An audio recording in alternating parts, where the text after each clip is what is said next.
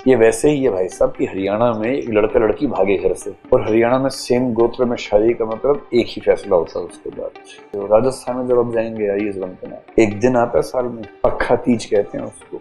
Child marriage थोक में होती है उस राजस्थान में, और किसी कलेक्टर एसपी की हिम्मत नहीं कि रोक के दिखा दे।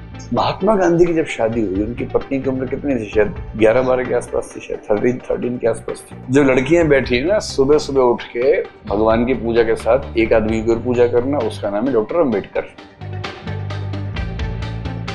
ये वैसे ही है भाई साहब कि हरियाणा में एक लड़का लड़की भागे घर से, सेम गोत्र के हैं, ठीक। ये रियल स्टोरी बता रहा हूं आपको, एक टीवी चैनल के एक पत्रकार ने मुझे बताई थी। क्या सिचुएशन होती है, आपको पुलिस का बनाते हैं, बताओ क्या करोगे आप? सब लोग सुनो भाई ध्यान से। लड़का लड़की भागे, उनको करनी है शादी, सेम गोत्र के, और हरियाणा में सेम गोत्र में शादी का मतलब एक ही फैसला होता है उसके बाद। यही स्विट्जरलैंड बनता है उसके बाद, ठीक। लड़का लड़की भागे, सीधे पुलिस के पास आ गए। एक कुछ दिन पहले फिल्म आई थी लव हॉस्टल, या क्या थी, सीरीज थी, पता नहीं क्या थी, फिल्म थी लव हॉस्टल, हरियाणा के बारे में ये। तो कुछ इसी थीम पे है। वहां जो पुलिस का थानेदार है ना, वो उसी गोत्र का है, और कानून ने ये कह रखा है कि जब भी लड़का लड़की ऐसे आएंगे तो पुलिस की जिम्मेदारी है उनको बचाना। अब थानेदार की जिम्मेदारी है बचाना, तो उसका मन करे काट दो। तो फिल्म में जो मैंने देखा और जो रियल स्टोरी मैंने सुनी है, तो जैसे ही वो थाने में आए, मीडिया को पता लगा, मीडिया आने लगा, और थानेदार ने ही उस गोत्र के कुछ लोगों को फोन किया कि इनको यहां से लेके वहां ले जा रहा हूं कस्टडी में, इस जगह पे हमला करना, गाड़ी पे 3 गाड़ियां होंगी, दूसरी में बैठे होंगे, मैं भी रहूंगा, हमला इस तरह से करना कि गाड़ी रुके, नीचे उतार के मारना, ठीक। फिर वही हुआ। अब ये बताओ कि जो थानेदार साहब हैं, इनका एथिक्स कहता था इनको बचाना, इनकी मोरालिटी कहती थी इनको मारना, और सोशल एथिक्स कहता था मारना, जिस सोसाइटी में रहते हैं। क्या करना चाहिए था भाई साहब को? एथिक्स।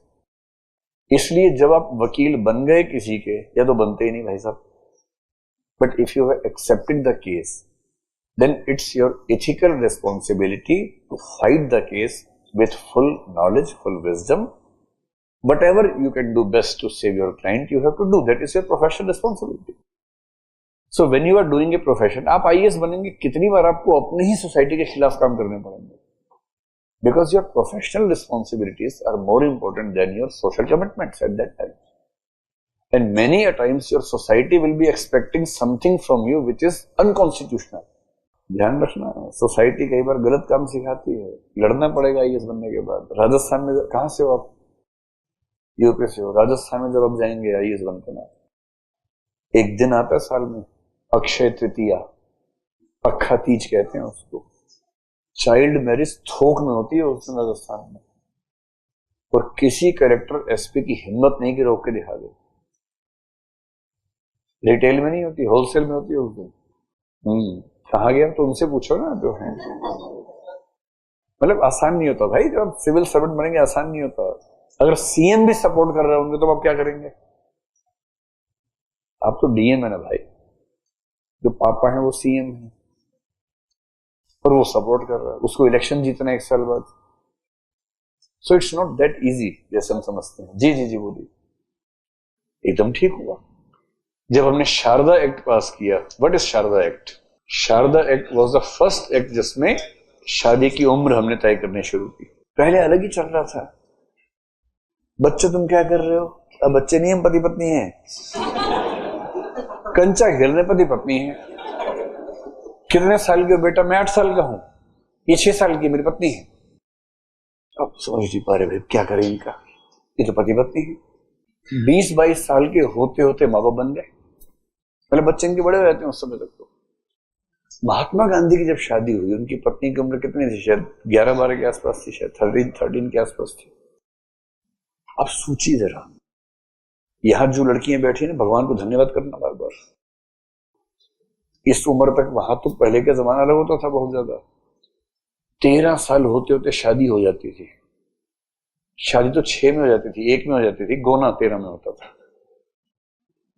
14-15 होते थे मम्मी बन गई, 28 में बेटी की शादी हो गई, 30 में नानी बन गई।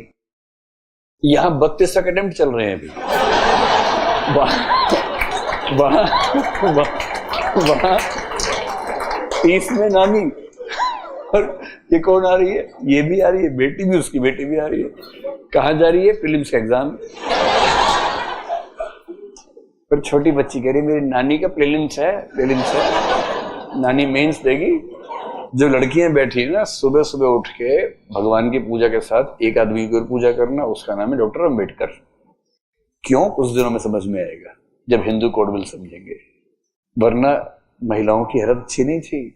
ये पिछले 100-50 साल में हुई है। बहुत बड़े चेंजेस आए हैं पिछले 50 साल में, जिसका एक रिजल्ट है कि आप सब यहां बैठे हुए हैं।